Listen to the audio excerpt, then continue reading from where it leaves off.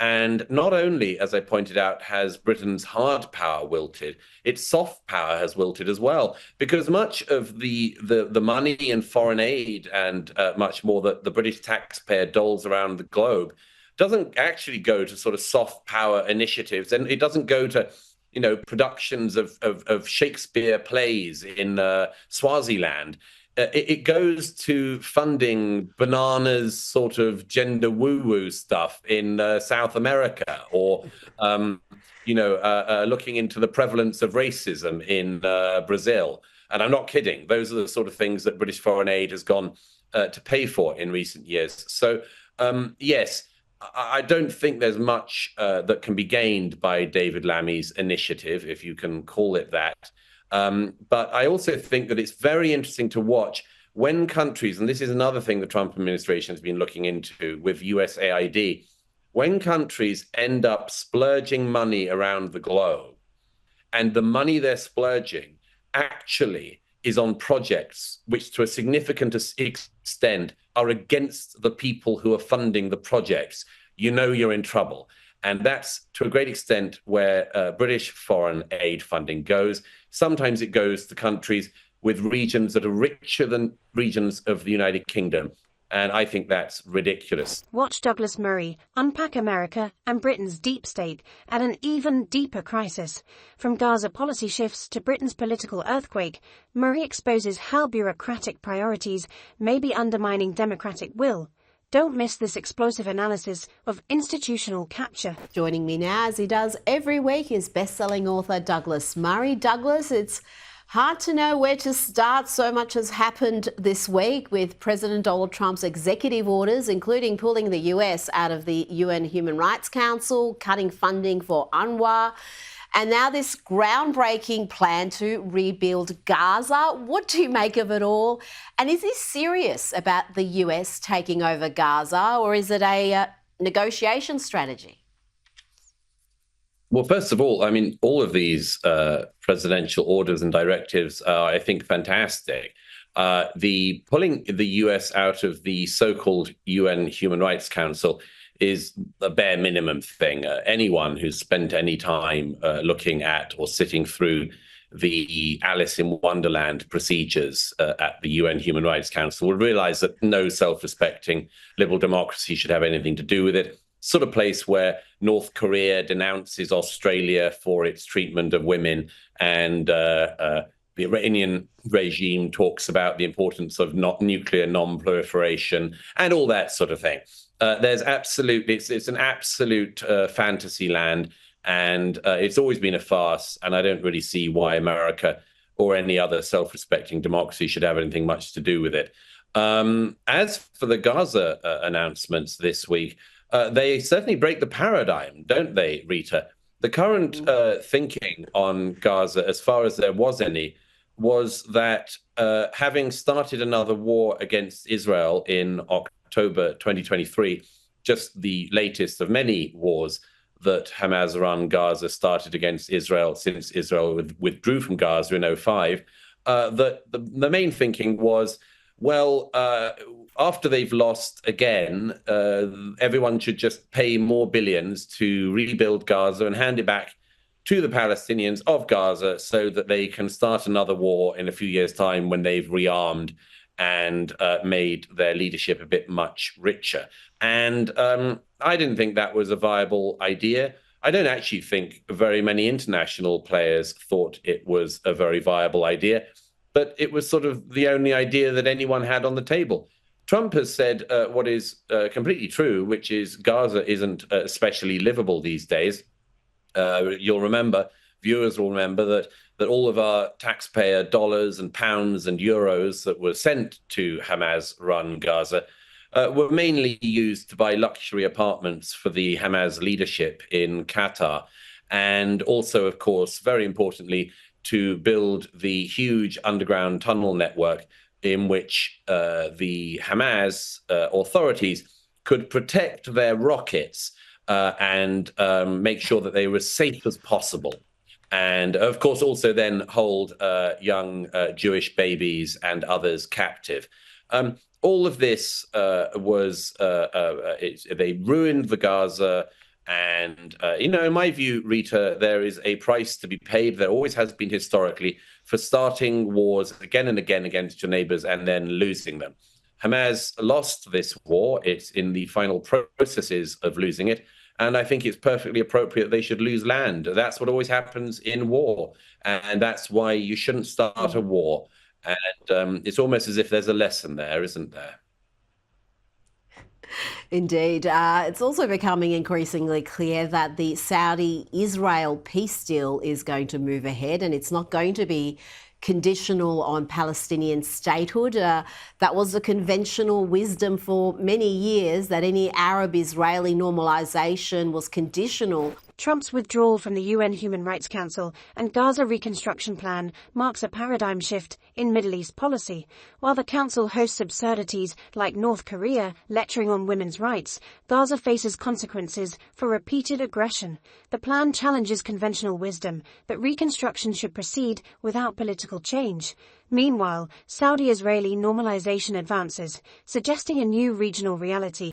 On Palestinian statehood, Trump turned that on its head during his first term. There seems to be continuing with that. And as for the plans to relocate the Gazans, Donald Trump has floated the idea of Egypt or Jordan taking in people from Gaza. But you have another idea, Douglas. You wrote in the New York Post that perhaps countries like Ireland and Canada and Pakistan and those who seem to say they care so much about the Palestinians, maybe they should step forward. Oh, yeah. I mean, it's perfectly obvious that Jordan and Egypt should take in large numbers of the population from Gaza, partly because, in Egypt's case, it has a historic responsibility over Gaza, a historic responsibility that it has ignored in recent decades. But they used to own and run the Gaza, and they should be really good at looking after much of the population of the benighted Strip. As for Jordan, it's pretty much a Palestinian state anyway. And Queen Rania has been very vocal about how much she cares about the Palestinians in the last 15 months. Didn't seem to care so much about the war that they started against Israel. But I think Queen Rania now has a fantastic opportunity. She has many, many palaces, Queen Rania of Jordan. And this is a great opportunity to relocate those benighted Gazans to some of her palaces. As for Ireland, Pakistan, Canada, and other countries, yes, if they care so much about the Palestinian people who keep on starting wars that they lose, then I think it's a great opportunity to take some of these people in very large numbers. And I'm sure that as I said in the New York Post, I'm sure that the Palestinians from Gaza will help their countries that receive them to boom in their own special and indeed traditional way. I just wish you wouldn't give this sort of advice, because our government here in Australia is silly enough to actually take it. We are one of the very few places, perhaps the only place in the world, that's taken thousands in from an area where you would have to suggest they cannot be vetted properly. You don't know if these people are sympathetic to Hamas or not. Now, let's talk about the UK, where we are seeing some extraordinary polling numbers showing that Nigel Farage's reform is ahead now of the Tories in every major national poll. And reform is also ahead of Labor in the latest YouGov poll. Will Nigel Farage be the UK's Donald Trump? You could argue he's already achieved that with his role in Brexit, but can you see him as a future Prime Minister? We'll see. It's a fascinating situation. Reform is really a very new political party, and it has already overtaken in the polls the most successful and oldest political party in the UK, the Conservative Party. It's an extraordinary set of events. I think there's a demonstration here of a number of things. The first is the inept manner in which the Labour Party is trying to govern the UK. They've done absolutely nothing to improve living standards or indeed Britain's reputation domestically or abroad since coming into office. it's inevitable that a lot of people notice that and would like a protest vote. The interesting thing for Nigel Farage and Reform is whether they can be more than a protest vote. And that'll depend to a great extent on who Farage surrounds himself with as the party grows. It's a very important but perilous moment in politics when a party grows very fast like this. Reform Party now leads Conservatives in UK polls, marking the first time in 300 years. Britain's oldest party trails a newcomer. Meanwhile, Murray's provocative proposal for Gaza, having vocal supporters like Ireland, where 89% of the population is pro-Palestinian, and Pakistan actually accept refugees, exposes virtue-signalling hypocrisy when Queen Rania of Jordan, ruling a 70% Palestinian population, won't accept more refugees. Symbolic support rings hollow. Because inevitably what needs to happen is there needs to be a big support structure around that party. But yes, there's, of course, more than 4 years to go until an election has to be called in the UK. But it's exciting. I mean, yes, as you say, there's a sort of insurgency feel similar to that led to the election of Donald Trump. And I think people will be looking for anyone who can show how they can be better governed, because it's hard to see how they could be worse governed. You wrote about the Labour boasting about Britain's soft power. Why are they doing that? What is there to be achieved by boasting about soft power? Surely if you have it, you don't need to be bragging about it. Yes, that's one of the things I pointed out. If you go around saying, look at my soft power, hear me roar, it's a slightly embarrassing situation to be in. David Lammy, the great genius who is the British Foreign Secretary, has set up a soft power committee. I mean, as you know, Rita, there's no major issue that can't be improved by setting up a committee of third-rate quangocrats. And they're apparently looking into the importance of British soft power, which they think is underutilized. I think that countries, broadly speaking, talk about soft power when their hard power has effectively wilted.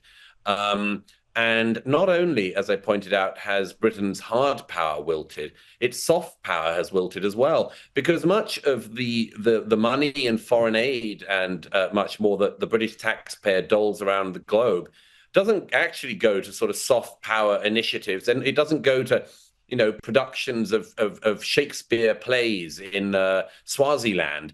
It goes to funding bananas sort of gender woo-woo stuff in South America, or looking into the prevalence of racism in Brazil. And I'm not kidding. Those are the sort of things that British foreign aid has gone to pay for in recent years. So yes, I don't think there's much that can be gained by David Lammy's initiative, if you can call it that. But I also think that it's very interesting to watch when countries, and this is another thing the Trump administration has been looking into with USAID, when countries end up splurging money around the globe, and the money they're splurging actually is on projects which to a significant extent are against the people who are funding the projects, you're in trouble. And that's to a great extent where British foreign aid funding goes. Sometimes it goes to countries with regions that are richer than regions of the United Kingdom. And I think that's ridiculous. So I wish that David Lammy would apply his hard thinking to somewhat harder question.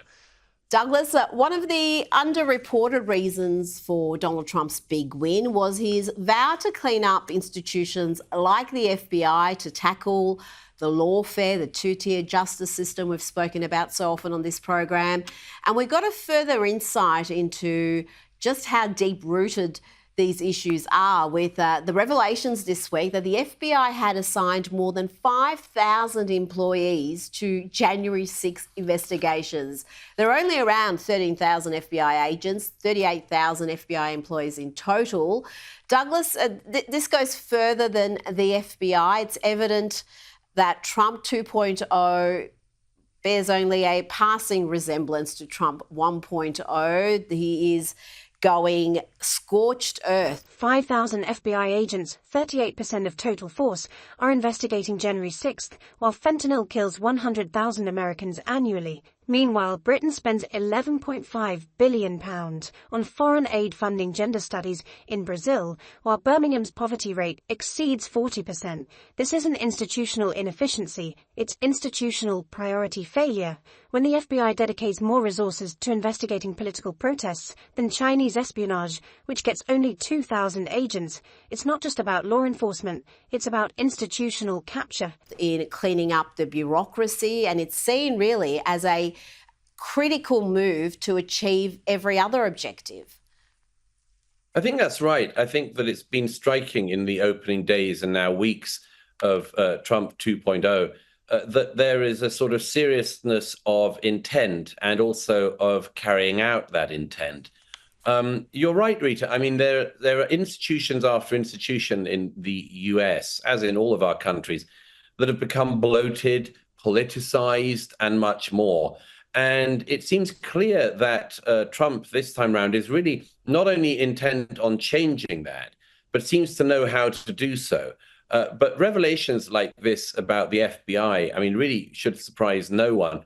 One of the reasons why Trump spoke in recent years to such an enormous number of the American people was they saw the way in which institutions had become politicized. Now, I mean, you know, many of us don't want them to be politicized from any angle. But if a sort of Republican administration set thousands of FBI agents against their political opponents, it would be as objectionable as the Democrats doing that to Republicans.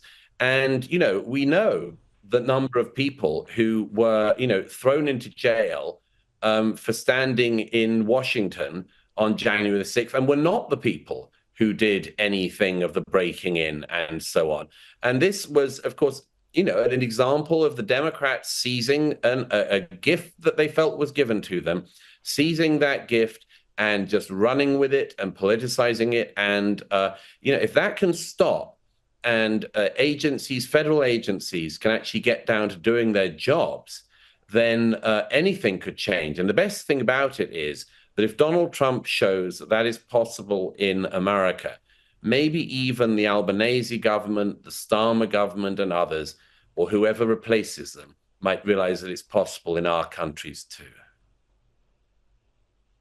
Absolutely. That permanent bureaucracy, unelected bureaucracy cannot be unaccountable. And I think finally in the US, we are seeing a small reckoning happening in that area. Douglas Murray, thank you so much for your time this evening. The bureaucracy's politicization isn't partisan, it's systemic. Consider this: 964 January 6 prosecutions versus 0 prosecutions of 2020 riot organizers, despite $2 billion in damage. Western democracies confronting unaccountable bureaucracies, where unelected officials wield more power than elected representatives. Democracy suffers. Trump's approach, systematic institutional reform, rather than just policy changes, could provide a template for other Western nations struggling with administrative state overreach. So, any thoughts on what Douglas Murray just discussed? Share them in the comments below. And don't forget to like, subscribe, and hit the notification bell so that you never miss any of our future debates.